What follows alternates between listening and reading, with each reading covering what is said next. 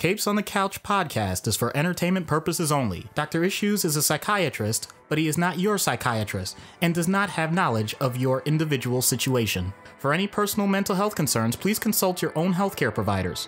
For medical emergencies, please call 911 or the designated number in your area immediately.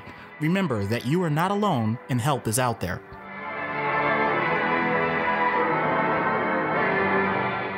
Hello and welcome to Capes on the Couch, where comics get counseling. I'm Anthony Sitko. And I'm Dr. Issues. This is issue number 99, Ego the Living Planet, as suggested by president-level patron Brian. Speaking of patrons, want to give a shout-out and major thank you to our two brand new patrons, Mayor Jeanine and local official Travis. Jeanine is a lovely individual who wrote a wonderful message of appreciation for the show. And just this year in particular, I think has impacted a lot of people in many, many ways. And Jeanine was very grateful that we approached the show with humor and sensitivity. And it was just very lovely to read. So Jeanine, thank you for your very kind words and thank you for your patronage. And Travis is the creator of Pod Decks, which is a series of cards and also an app for podcast hosts to spur interview topics. So, and he's created quite a fantastic community on Facebook for podcast creators. Myself, I know Ben from Popcorn Psychology, Ray from Into the Night are both members there. And so Travis has really made something special of this community and a way for podcasters to sort of come together and help each other out, whether it's advice, whether it's supporting each other with guest appearances or equipment recommendations or what have you. So Travis, thank you for your patronage and thank you for the community that you built and your support. And we're just continuing to grow and grow the show. And it's just fascinating and amazing as we come up on 100 episodes. Oh man, that is so cool. And speaking of that, the day this is released, you will have 3 more days. So if you're listening to this on the Wednesday that it comes out, you'll have 3 more days left to vote. capesonthecouch.live/nominees for our 100th episode award show. And also a reminder, it's not just voting, it's a mailbag. You know, even if you don't have necessarily strong opinions on episodes or the other, if there's a question you want to ask us, the last form or the last question on the form is an open-ended one, and you can ask any questions you want. So whether it's about the show, whether it's about a character, an episode that we've done, what have you, we welcome the questions. It's an AMA, so we're really trying to pump and promote that as much as possible. But I also want to say, if you haven't voted yet, get those votes in, because I did take a look the other day, and I said I wasn't really going to look, but it got the better of me. I couldn't resist. I can't. And a couple of the votes are tied, so I'm just throwing it out there. You know, you want to be that tie-breaking vote, capesonthecouch.live/nominees, and get those votes in now. And we are recording this on International or World Mental Health Day. And so I was the social media a little bit, and I was able to, not a lot because I had a lot to do today, but I was able to reshare my message from 2 years ago, which is 2 years ago already, crazy. But the write-up that I had posted on the website about my bouts with depression and so on. So just a friendly reminder to all of our listeners, you are not alone. You matter. Help is out there. Please, if you need assistance, do not hesitate to call your local crisis center hotline. Call 911 if need be, if you're in the United States, but reach out. Even if you're not 100% certain who to contact us and we will help you. You know, absolutely. We will help you find someone that can provide you further assistance. Right. I may not be able to be your, or I should say, I will not be your treatment provider, but I gladly will link any resources that I have available based on your circumstance if it's necessary. I was working today. To be honest with you, I work almost every weekend, so I definitely continue to see what our current society is, how it's impacting many people. So thank you so much for those who are listening. And it is interesting to know that this isn't just helping people that are just getting introduced to the idea of mental health, but even some of my coworkers and colleagues have given me feedback about the show, which really, really motivates me. So I know I'm doing something good with Anthony here, and we want to keep this thing rolling. And what better way to continue something like this than talk about an entire planet? Yes, this is literally the biggest character we've ever done. This is Ego, the Living Planet, created by Stan Lee and Jack Kirby in Thor number 132, September 1966. A scientist named Egros, and I'm doing this more in his chronological life rather than publication history, because he's been in, I think, 89 comics in the main 616 timeline. And so it's not that difficult to be an ego completionist if you are a comic collector. But we're going to give you his backstory as it's told chronologically for him, not necessarily via publication. So a scientist named Egros tried in vain to save his planet and people from the Stranger. But when the planet exploded, Egros was merged with all of his people and the planet to create Ego, the Living Planet. #BecauseComics. So he began destroying ships that approached his area until he was fought and defeated by Thor. And then he later allied with Thor against Galactus, who wanted to consume him. So he allowed a group called the Wanderers, who were homeless after Galactus had destroyed their home planets, to live on his surface until he went mad due to experiments on him by a Rigellian scientist, and he consumed all of the Wanderers. Hey, sometimes dude just got to eat. Yeah, I suppose that's really poor hospitability, though. So he heads to Earth seeking vengeance, and he's defeated by the Fantastic Four, who use his rockets to propel him into the sun, where he disintegrates. Except he reforms himself from a few particles, #BecauseComics, and eventually goes mad and attacks worlds looking for other similar planets because he wants to believe that he is not the only one out there. And he's defeated by Professor X and a host of other mutants. Then he's captured by the Kree and sent to Earth in spore form in an attempt to weaponize him against the Earth. And he's absorbed by Quasar. But upon Quasar's death, Ego is released back into the universe. Okay, I just want to interject here, because the way you just said that, it's not your fault because that's the way it's written. The whole point of it is the idea of seeding the planet. And anybody that's seen any cartoons or sci-fi, anything, has become familiar with this. The idea is you take enough of the biosphere, enough of living matter in different formats in a way that it can kind of start again on a proper living surface, then you can just go ahead and terraform everything. That's the idea. Whether or not that actually works in large scale, do we really know? Hopefully we'll never have to find out. But that's the idea behind why Mars is so interesting, why pretty much any interstellar planetary stuff is interesting. If we can just recreate all we have on Earth, then it eliminates a lot of the urgency we would have, heaven forbid something terrible happens to our planet. By the way, we are nowhere near this level, so please continue to protect the planet. Thank you. I'll get off my soapbox. So then he learns he had a brother, Alter Ego, who had been imprisoned since his creation and sought him out. So Alter Ego attacks him and Ego defeats him in self-defense. So then the Elemental Zephyr recreates a smaller version of Alter Ego, who then orbits Ego as a moon. And during the recent Eternity War storyline, he was given a body by Galactus the Lifebringer and joins the Eternity Watch to help save Eternity from imprisonment by the First Firmament, who was one of those many, many beings, because there's always seems to be more and more of them that, they're the ones who were there at the beginning of the universe, until some other writer says, no, I need this character to actually have been responsible or there at the creation of the universe. And it's just, they keep undoing the Big Bang Theory. Yeah, pretty much. So issues. So let's start with the first one. It's fairly obvious. Befitting his name, a superiority complex. Ego thinks he is the greatest. He thinks he is worthy of worship and that there are none greater than him. Yeah.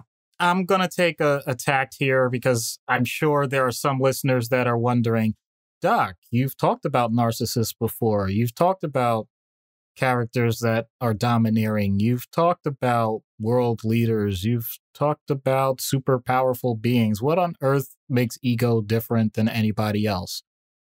Well, Ego is everything. Literally everything. There's nothing that Ego compares himself to besides Ego. So that makes this distinct. And I can think of quite a few patients. I'm not talking narcissism. I'm talking a level of lack of understanding that doesn't allow for talk. It doesn't allow for discourse because the person knows that they're automatically right. And it's not even whether or not you're challenging them. It's that it's not a conversation to be had. If you're not accepting this fact, then you are not going to get any attention from the person. So they're usually disinterested. I can usually tell this from patients because they will walk out on me. It doesn't matter what the topic was. If it wasn't the topic they wanted to talk about, they simply say, okay, thanks. And they walk out the door. So from that sense, that level of disinterest, because they already have all the answers, becomes really upsetting. Usually people like that only are going to respond when they feel threatened, which means that by definition, the only thing you're going to have are confrontations. You're not having any level sound debate or not even debate, just basic conversation. It's not possible. And when a person is in that state for too long, be it a bipolar mania, be it just a psychosis that they are a different person or a famous person from a past life, things like that, you can't try and use logic. And it creates just a huge imbalance. The irony of this is that many times people in this situation, and I'm not saying this lightly, are in the exact opposite persona than what they think. So Ego, despite being a planet, ends up getting literally pushed around. Like he gets shipped around with rocket propulsion. He doesn't always win. He basically gets destroyed, in the sun for a while. All of these things happen despite the fact that, according to him, it didn't matter because he's Ego. So that doesn't really allow for much. And when I have patients like this and we're basically telling them, by the way, you're getting medication and it doesn't matter what your thought is, whether you like it or not, because we know that this is going to help you. And you refuse to discuss anything with us. So we have to do what's in your best interest for you, unfortunately, to protect ourselves, protect others, and protect yourself from yourself, depending on what you're doing. So those periods of time are not fun. They sometimes end up in restraints. The medications usually are not oral. They're usually injections. It's not pretty. So if you have a superiority complex to the point that no one can actually talk to you, then unfortunately, if you're doing anything that's considered not good for society, it's going to lead to action a lot quicker, just as a potential dangerous thought. I wasn't sure if there was any more to that. Well, there could be, but no, I don't want to. Fair enough. I'm certainly not going to press you on it. Yeah, it just, when you're talking about the patient, and I can only imagine what you've seen, knowing your work history and where you've worked and some of the environments that you've worked in. I can only imagine what you have seen. And I'm wondering, it's funny, you're talking about some of these medications and forcible injections and such. And yet I'm wondering if some of the folks that are, and I don't want to speculate and I don't want to denigrate people, obviously, that are struggling, but I'm also wondering how many of some of the more grandiose statements that I'm sure you've been witness to are the result of substances, that how much of this is the person's authentic ego and how much of this is being spurred on by substances. That's a great point. They're not called beer muscles for nothing. So plenty of people have definitely, under the influence of certain substances, developed this idea. And you add that with disinhibition and increased impulsivity, emotional dysregulation. It's quite the combination. Heaven forbid the person has an underlying other mental health concern besides the substances. It's a volatile mix. Sometimes people ask me, what is your nightmare patient? Like, what's the patient that the second that, that person comes to mind, like it gives you nightmares? I would say it's the combination of a person with a significant substance problem, actively either intoxicated or going through withdrawal, depending on what it is, along with an antisocial streak, along with some psychotic format. That combination, I think, is incredibly difficult because you're dealing with, just like I said, you do your best to be accommodating, to be civil, to do everything to make a situation more comfortable, to de-escalate verbally, all of it. And you do it for as long as you can. And you realize you're coming to the point where it's clear that the words just aren't doing anything. And this person is making threat after threat after threat. And you realize, you know what? This person is suffering and we need to help them. So that's what I mean. I didn't want to make it sound like it's a punishment. It's not. We're not the police. We're not anything of the sort. We know a person needs help. We're looking to intervene in a way that is going to allow for some of that relief sooner rather than later, in a way that's going to be safe and effective for them under the circumstance.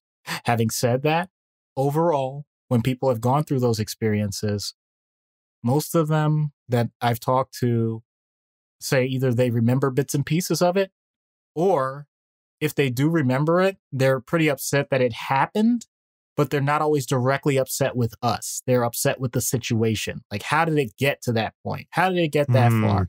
Why, I'm not going to use foul language if it's not necessary. Like, why was I such a jerk? Why did I do that? And now we're trying to help them understand after the fact. There's something that we cannot do. We don't record any of these things, which I think philosophically is something that I think is a missed opportunity. Ethically, we cannot do it, and I'm not saying we should. I'm saying that it would be an opportunity if a person could see how they were acting in that moment. Like, you thought you were absolutely the most important thing in existence and nothing was going to stand in your way, and you were willing to destroy anybody that was near you. And you had people that were really scared. You had people that also cared about you at the same time, wanted you to get help. You shunned them. You may have attacked them. You may have threatened them. You may have done so many other things. You may have put other people's lives at risk. All of it because of your own sense of inflated self-worth. And it took sometimes multiple people to resolve the situation in a way that thankfully nobody got seriously hurt. And I think if people had the opportunity to see it after the fact, I think it could potentially be powerful. But I understand for serious ethical reasons why we do not do that. And I know we're not going to be doing that anytime soon. Maybe one day we'll have a confidential way to do it. But at the same time, I also don't want nurses, doctors, and mental health associates to have to wear body cams for the same reason. Just something, No, that's an excellent point. And I do see the dichotomy of what it is that you're dealing with. On the one hand, yes, it would be a very powerful thing to go, oh my goodness, like I was like that, because I think that can be very potentially eye-opening and impactful to people to create that level of self-awareness in them that they may not have, but to give them that external perspective. But as you said, there's a whole host of logistical concerns about it. So for the time being, I suppose we'll stick with the system. But I think that was, very well said. And it was just one of those things that I wanted to bring up again. I didn't want to denigrate and say, oh, well, these people must obviously be on something if they're making those grandiose statements. But I'm also not ignorant to the fact that perhaps some of these substances may create delusions of grandeur in people. And so I just question, from a sincerity standpoint, what was the cause of some of those statements. So back to Ego then. In issue number 2, he is experiencing copious amounts of loneliness over being the only one of his kind. Now, as I said, he does find himself with a brother alter ego And then in the Deadpool run, there's a short reference to id, and then it is destroyed shortly thereafter. So it's more of, we're going to create this character for this particular arc just to tell a humorous story. But living planets are very, very few and far between in comics for obvious reasons. I just think logistically it's difficult to put them into a story in a way that's really meaningful, which is why, again, I don't see that many ego stories. But that loneliness obviously has to weigh on him, which I think ends up in some ways leading to the superiority complex and saying, well, I'm the only one and, there can be only one of me, et cetera, et cetera. But that also, as I said, has to be a crippling sense of loneliness. And that is not something that is easily remedied, as I'm sure, as we'll also get to with issue number 3 when we get there. Yeah. So the thing that comes to mind with situations like this, I'm going to use a small scale and then use a larger scale. The small scale, first thing I think of is an orphan, a person that lost their family, doesn't have anybody else biologically attached to them that they're aware of in life. And especially if that person at one point knew that they had a family, they didn't live their entire life as an orphan. It happened, let's say, because of tragic circumstances, which we've seen in comics as well, or any other media form, or real life. The point is, you don't automatically have the support system around you to develop some of the, not just social skills, but the empathy skills, the types of interactions that allow for healthy building of relationships. It's not inherent. I don't want to make it sound like, oh, if you're an orphan, you're never going to be able to talk to anybody. That's ridiculous. But just pointing out, it's not something that is going to instantly come. It's going to have to take extra work to foster. Hint, hint. That's one version. On a grander scale, oh boy, sometimes we get into heady stuff. If you are the last of a particular tribe in North America, if you are a survivor of attempts at genocide anywhere in the world, if your very existence was targeted for a simple set of beliefs, then it's an interesting dynamic wherever you go, because now you are doing your best to maintain what it is that you already know from that tradition, from that society, while also trying to ingratiate to those that, although they have allowed you to survive, that doesn't mean they're supporting you. That doesn't mean they're trying to understand you more. And that creates its own set of difficulties. And a lot of these social determinant factors have a massive impact on a person's overall level of stress on a daily basis. In other words, the baseline level of stress for someone in that situation is higher than a person that was not placed in those circumstances. So you're already starting with an unfair deck. And I don't want to sound whiny with this. So all I'm getting at is it's something to be taken into consideration, because we can't just automatically eliminate the problem that caused this in the first place. If I say all of the things about what you knew in your past life are restored instantly, like if I magically could do that, if I could just snap my fingers and do that, we know that that level of learned helplessness or learned anger and frustration or that learned neuroticism doesn't just instantly go away when you remove the negative circumstance. We know this. This has been studied for years. And yet, it's not something that we take into account on individual one-on-one contacts. We really don't. Unless we really get to know a person, that's not what we think about.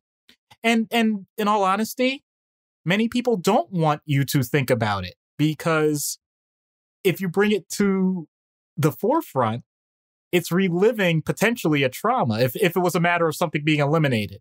If it's something you never knew, then you may be dealing with the opposite. You may be dealing with a situation where people think you know about a culture or you know about a circumstance and you never got exposed to it. So what do? Do you fake it? Do you do your research in the background and then pretend like you grew up in it? One example I could think of was someone that I worked with who was adopted. And the point is, they were Spanish. They didn't speak Spanish. They never learned Spanish. They barely were exposed to a Latin culture. They were exposed to a predominantly combination Italian / other European centered and American centered cultures. So they were exposed to a lot of other children that were Hispanic, and it was just this really weird thing where they were ostracized, and it wasn't fair. It didn't make sense, but that's what they went through, and they did their best to learn as they went along. So it doesn't have to be so specific to say you're the only one of your kind, but if you feel like society has created this pocket for you that seems to only fit you, and anytime you try and go out of that zone, it creates a lot of tension and turmoil for you, I'm just letting you know. I'm not making diagnoses or anything like that. I'm just letting you know that there are many people in their own unique way that are going through the same thing. So, Ego, you may have been one of the few living planets, but you weren't the only orphan. You weren't the only refugee survivor. You weren't the only displaced person out in the world. You're not the only child. It's okay, man. People survive. People get through. I'm sure planets do too. I mean, especially if you can survive being shot into the sun. Dang.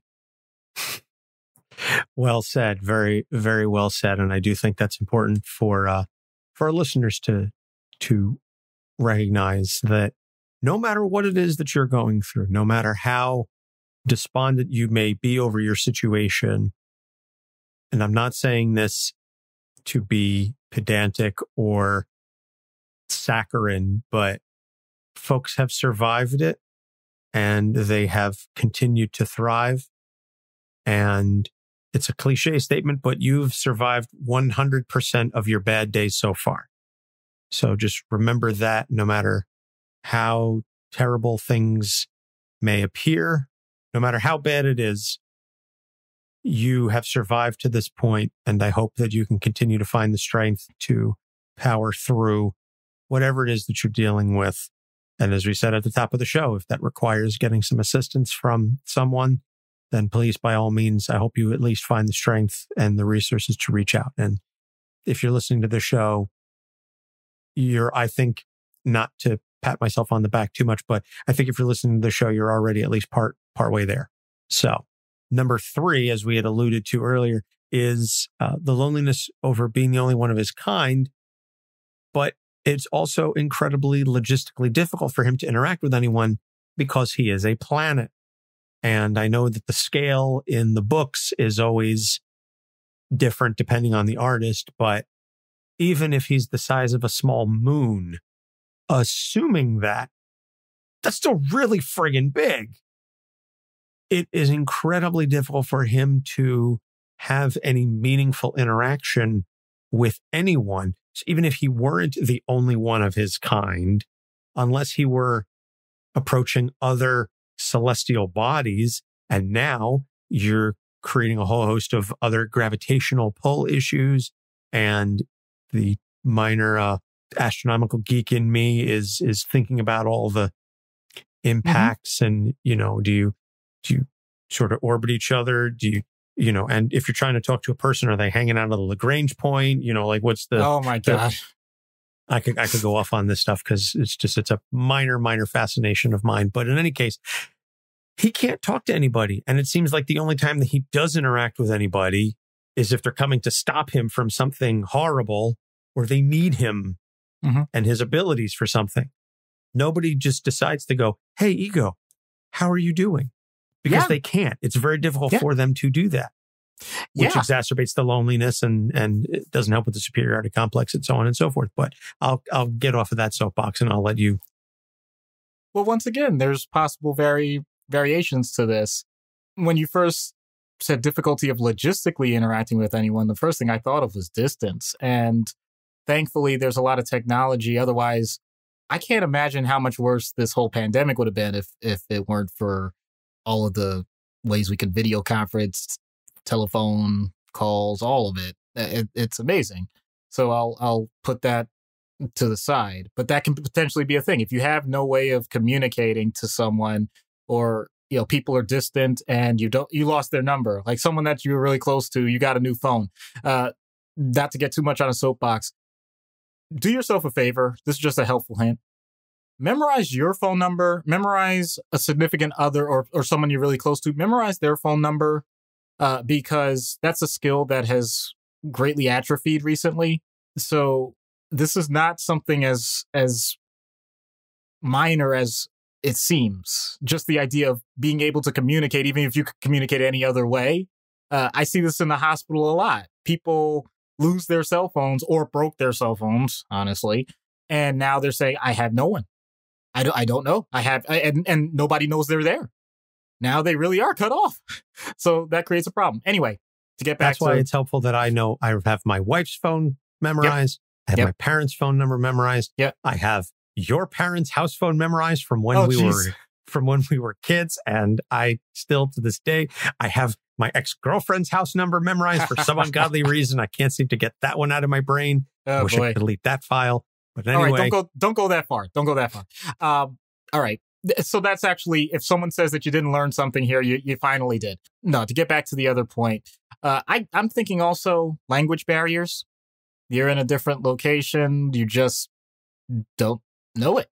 And people are taking it for granted that you understand exactly what they're saying. And you've always in your lifetime taken for granted what they're saying, and you just can't.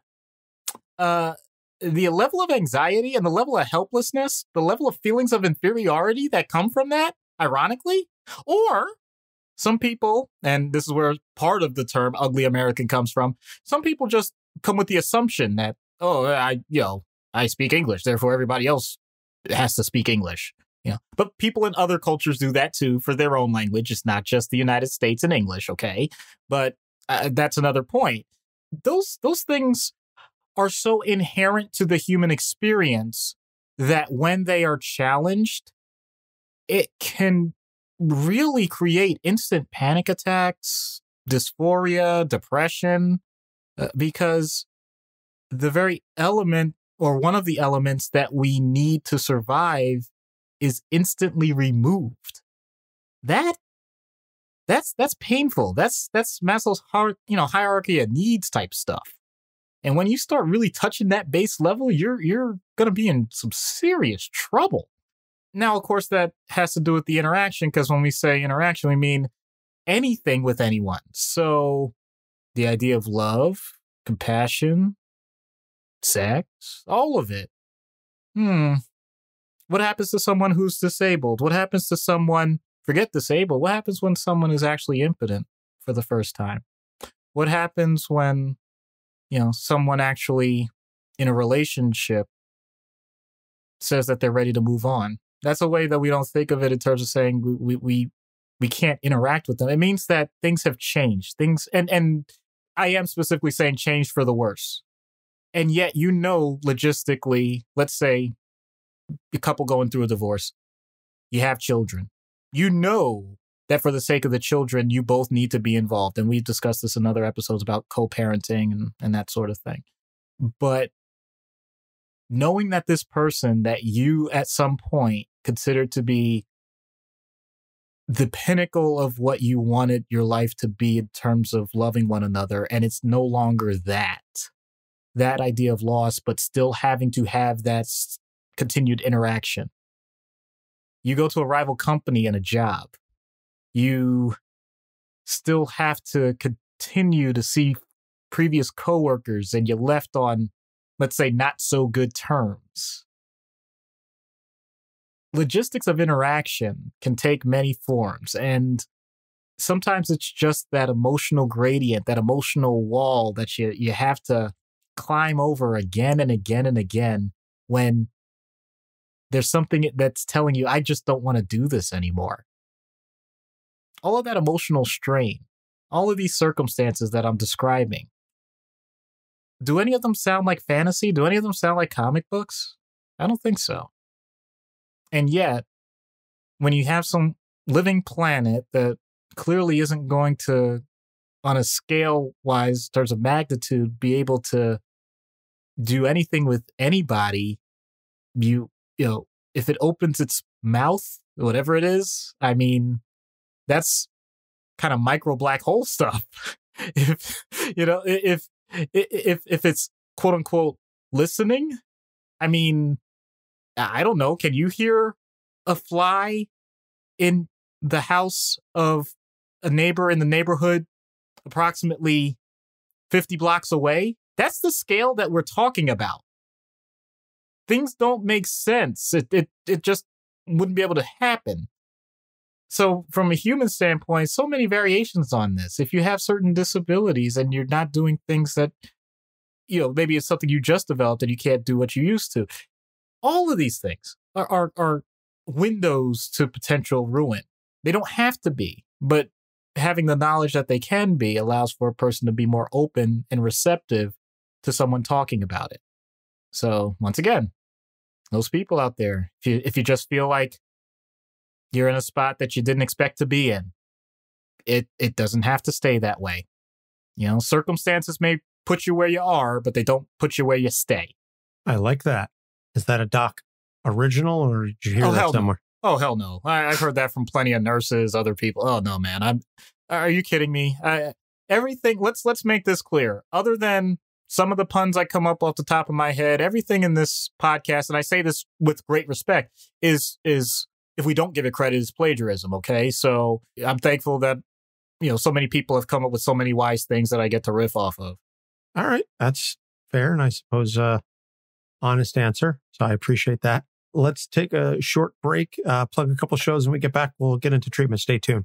Hello, and I am Zach, host of Podcast Junkie. Podcast Junkie is a tool for podcast listeners of all genres who are searching for their next favorite show. I review a different podcast series or season each week, helping discerning listeners like you discover new shows and connect with their creators. Each episode lasts between 4 to 15 minutes and gives you, the listener, a quick overview of the week's selection, what to expect from this show, and why I think you should add it to your queue. I'll even toss in a bite-sized snippet from an episode or even their trailer. Along with doing these weekly reviews to help you get in touch with a new podcast, I also support indie podcasts through my merch sales and Patreon contributions. Find out more about that and myself over on Twitter at Cast Junkie or over at castjunkie.com. Thanks for tuning in, and I hope I can help you find your next favorite binge.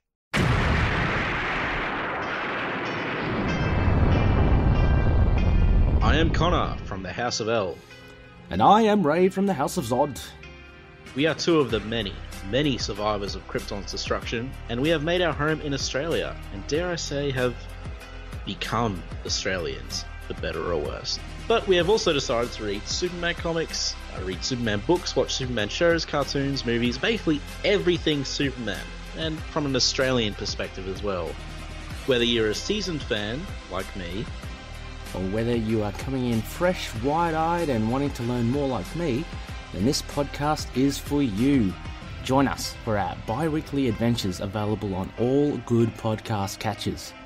so just search for Last Sons of Krypton, a Superman podcast. We'll be coming to you from Australia or some cosmic dimension, wherever we are that week. Up, and away.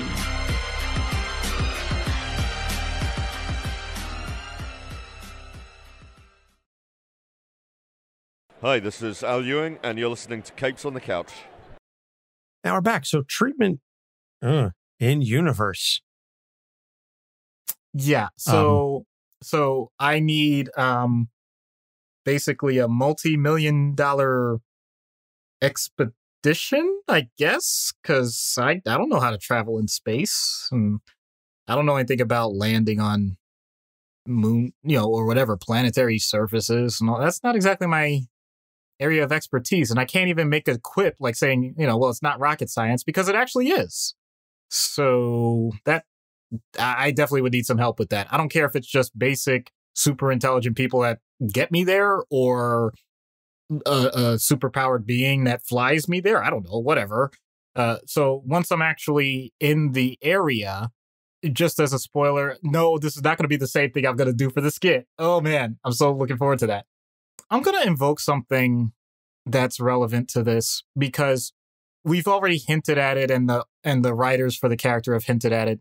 The idea of ego. We're talking about the Webster's definition of ego so far, but there's also the psychoanalytic definition of ego, which predates Freud, but that's what everyone remembers with Freud. So you have id, ego, superego, with id being the quote-unquote primitive base, immediate survival needs, urgent needs, sex, all that stuff. You have the superego, which is basically the knows all the rules, make sure you follow them, complete control of everything, don't do anything fun. I'm saying this stereotypically, there's much more nuance than this, but super quick. And the idea of the ego is that it's the mature part of all of this that pretty much becomes the moderator. And you get what reality is by how ego manages superego and it. So why am I bringing all this stuff up? Do you really need to know psychoanalysis? No, you don't. But I wanted to bring it up because how do I use that to my advantage dealing with ego in universe? I need to reference something that is really old. So there is an author and a professor named Olaf Stapledon. And he died in 1950, but besides teaching psychology, I think it might have been teaching psychology, philosophy, something like that. But the point is, he also wrote a couple of science fiction books. These are the most out there, like just long, broad stroke history of the universe books that I've ever read. Last and First Men, which indicates the evolution of humanity from what we are now to 19 other variations, like as they evolve, ultimately creating this super intelligence that is able to manage itself, like all humans connected. Like it's way more complex than I'm saying. That's one of them. And then Star Maker, which actually expands the entire history of the universe, which involved a similar setting, but it was an original entity creator of everything in the universe that was trying to recreate it for itself. And eventually its own creation gets to its level as an equal. And what happens once they interact? It's just pretty mind-blowing. And that's kind of the point. Ego needs something above and beyond itself. And I think that level of scale would allow for that type of moderation to happen at some point. I'm not talking about in the comics where he says he needs to control everything because everything's inferior, and so he sends out his own antibodies that are like human things that control everything. That's not what I'm talking about. It's more like, no, let other things happen, and eventually it may get to something that may or may not resemble you, but at least it would allow for you to see what else is possible. And heaven forbid, if it's better than you, maybe now you got something even more to shoot for. And creating that long-term goal, which is beyond the comprehension of you or I in terms of its scope and longevity, might be a pretty good thing to do for them. So that would be my thought. The only other time I've gotten this existential, I think, is when we did the Thanos episode and I mentioned the book God's Debris by Scott Adams. Because I think with these types of entities, that's how far you got to go. You don't stick with the basics. I'm sorry. I'm not trying to do basic CBT with a planet. But why not? Actually, it we're going to be fun. We're going to see just how well that goes. Yes, we are. Yes, we are. We're going to see that. So, out of universe, then, I confess I'm struggling a little bit to come up with an appropriate allegory. Yeah, I don't think there really isn't one. I can take this opportunity, though, to go back then and just briefly touch on something that is not my forte, which is psychoanalysis itself. Because a lot of people, they still think of Freud. Heck, let's be honest. How do we get the name of this show? Capes on the Couch? Come on. We got it because people think of the couch and because of Freud and the idea of that type of therapy. But why is that? Well, the idea with the construct is you need to focus on ego, and you need to focus on the person's defense mechanisms as to whatever's going on personally. See, the idea is that you have things that are conscious, you're aware of them. You have things that are unconscious, meaning you're not aware of them. And then you have this border of all of that called the preconscious. So in other words, it's right there below the surface. And if something immediately reminds you of it, then you're going to come up with the next TV trope. I mean, I'm sorry, that's just me and Anthony. You're going to come up with something that's relevant to a major part of your being, your current existence.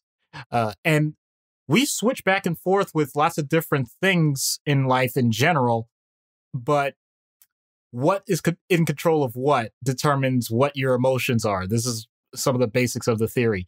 So if you have a dominant superego, the idea was that it means that you're going to be incredibly neurotic.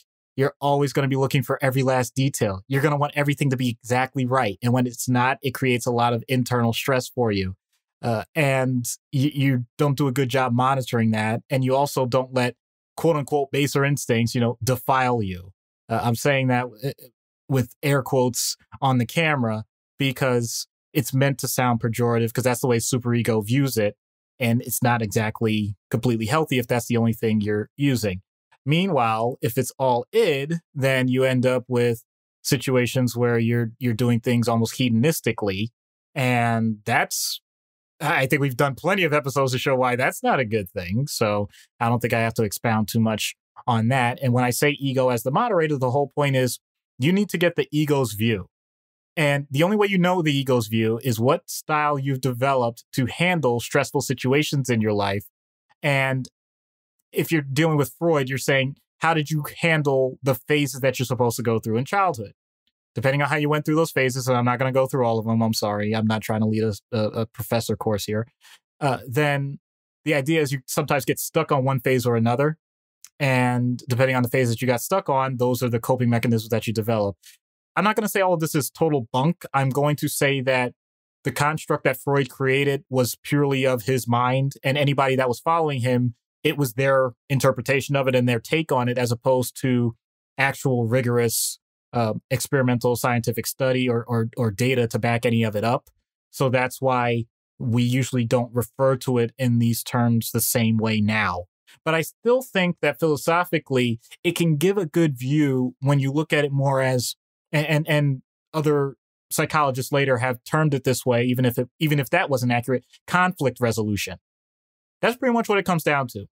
Internal conflict resolution. I mean, obviously there's external conflict resolution too, if you're dealing with other people or other situations, because the outside situations usually are the stimulus for why you need to interact in the first place. But the idea of any type of conflict resolution and what are the tools you're using to fix them, that's powerful. And using the idea that there is something that you may not be thinking of right now, and it's my job to help you figure out what's going to work for you as soon as you're able to unlock what it is, that's powerful too.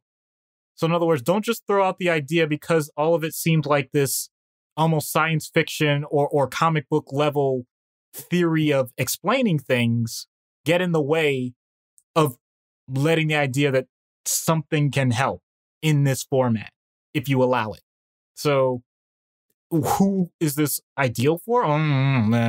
Because I'm not directly trained in it, I don't feel as comfortable speculating on that. I will say, though, the point is, if you have a patient that's not connecting with anything else, and this does, and it allows them to talk about things that they wouldn't otherwise talk about, and it allows them to heal from things that they wouldn't otherwise heal from, and it allows them to explore other opportunities in life that they wouldn't have otherwise done, then there's no harm in that.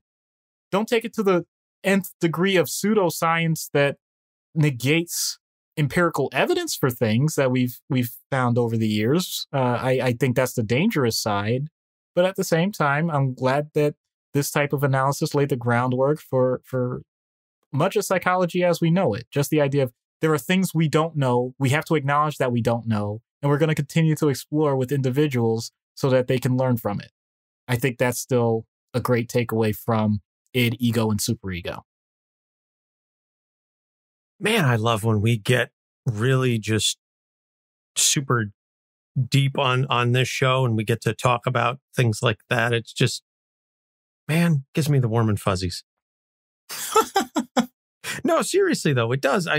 Because I don't know, it's weird. I like knowing that as goofy as we can be and as weird with the pop culture references and stuff, that there is the nuggets of real conscious thought and thought-provoking discussion in there.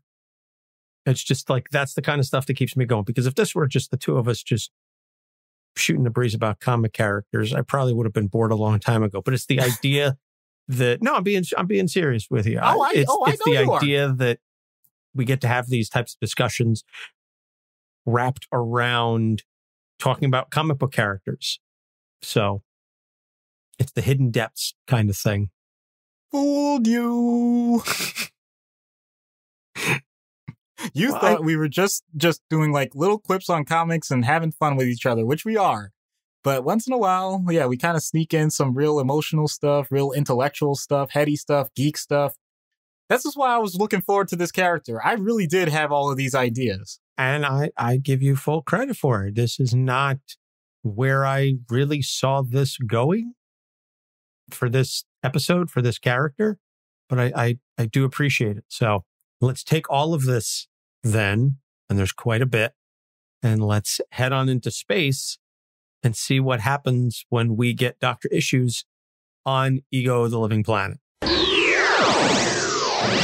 Hello, Ego. I'm Dr. Issues. I am Ego. Nice to meet you. Ego the Living Planet. Yes, I know.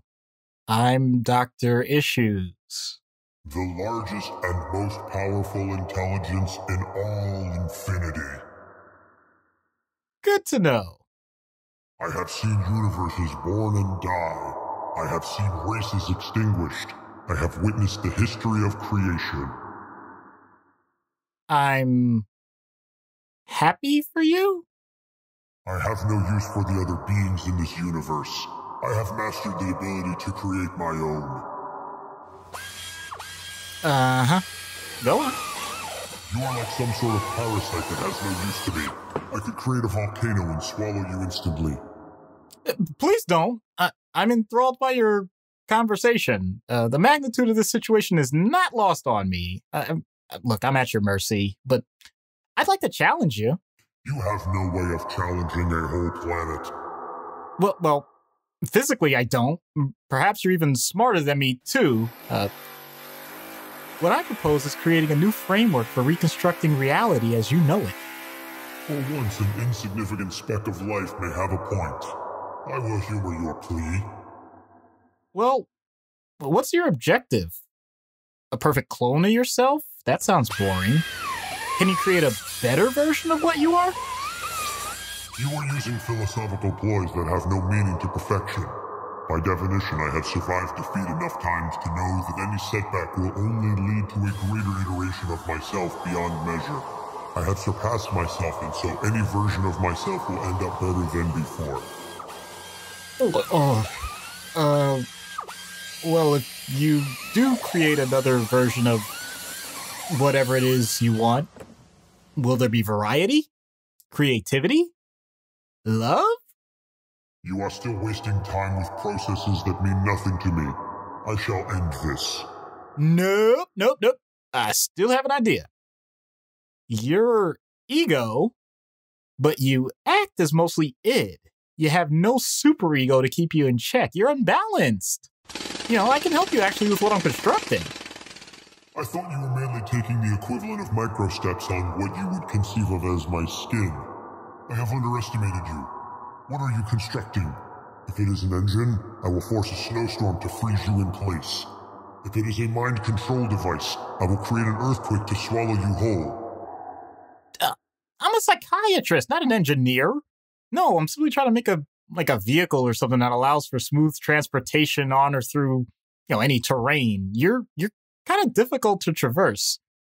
And if I happen to have some affirmations on audio files along with several liters of psychotropics in high concentration, then no harm, right? You do not have the strength of Thor, nor the hunger of Galactus to stop me.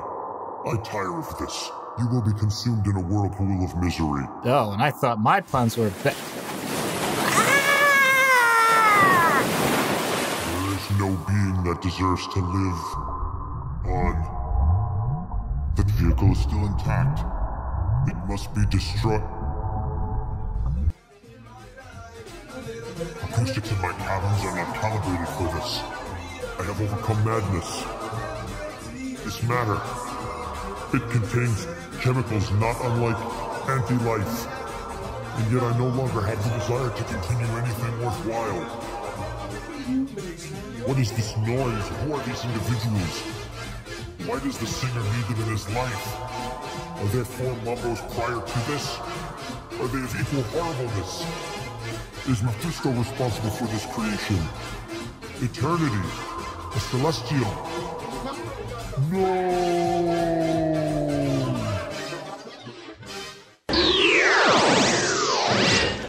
Are you okay? I mean, I don't know how I'm here now, but yeah, the idea of giving somebody a depot injection along with a never-ending sound loop of an earworm type of song, I don't even know what I was thinking there. For the listeners and anybody who wasn't watching during the live stream while we were in the process of writing this, it took us a couple of minutes to come up with the appropriate, annoyingly catchy song to put in there. There were a couple of contenders, and ultimately we decided on Mambo number 5. Thank God there's not a Mambo number 6 coming out. So recommended reading for Ego the Living Planet is the older Thor books. I'm sure there's numerous master collections, epic collections, whatever. Find the Thor books, specifically 132 and 133, 155 through 161, and 226 through 228. If you can find any of the old compilations that contain those issues, those are some of the very early Ego stories. Stanley and Jack Kirby. There's some Jerry Conway in there, I think with Sal Buscema on artwork. So it's really, really quality stuff. Not that some of the later stories aren't good as well, but this is the very early signs of Ego. So that's what we're recommending. So next episode 100. So exciting. And as I said, if you're listening to this on the day it's released, that Saturday is when we will record. And that Saturday is when basically, so October 17th, the afternoon of October 17th is when voting will end. So get your votes in now. capesonthecouch.live/nominees. Vote now for the 100th episode award show and submit questions for the mailbag, the AMA, anything. Even if you've already submitted a question and you've already filled out the form, you can still tweet at us, Facebook, Instagram, email capesonthecouch@gmail.com. Send us your questions. We'd love to hear from you. We've got a couple good ones so far. I took like a brief passing look at the questions. Again, I know I'm not supposed to, but I have no impulse control. I watched the whole 15-minute video on Inside the Mind of a Master Procrastinator, and I did it instead of working. So that was like an extra meta level. I was procrastinating by watching about procrastination. It was a TED Talk. It was fascinating, and it's totally my brain. I forget who the person is, but it's called Inside the Mind of a Master Procrastinator. And if the video you're watching involves the instant gratification monkey, you're on the right track. That's the video. So as I said, Facebook, Instagram, Twitter, @CapesOnTheCouch, email us capesonthecouch@gmail.com, and get those votes in. 100 episodes. Doc? For once, I really don't have a pun for this because I just got so I spent all of my emotional and creative energy on the skit. That's okay. You're allowed to take a moment and just say, not everything has to be a pun. Yeah. No, I agree. And by the way, since we're approaching 100, the idea that anyone would listen to 99 episodes of this just to get to this point, it blows my mind. Well, I think we're going to get into that a little bit next week when we're doing the 100th episode. We'll have an opportunity for us to reflect on what this means and what it's meant to us individually and collectively and so on, and as well as the fans. Plus, I'm still working on that surprise. So, yeah. The one thing I will say, though, I didn't get to implement the one idea that I didn't even tell you about it. I was going to have you use a high-pitched voice like you were, like you had just sucked on helium, because I wanted to see just how much we could inflate your ego. Oh, so you do have a pun. Oh, I had to slow roll you on that one. Oh, yeah. Oh, boy. Boo this man. For Doc Issues, I'm Anthony Sitko. Thanks so much. We'll see you next week for episode 100. Capes on the Couch podcast is for entertainment purposes only. Dr. Issues is a psychiatrist, but he is not your psychiatrist and does not have knowledge of your individual situation. For any personal mental health concerns, please consult your own healthcare providers. For medical emergencies, please call 911 or the designated number in your area immediately. Remember that you are not alone and help is out there.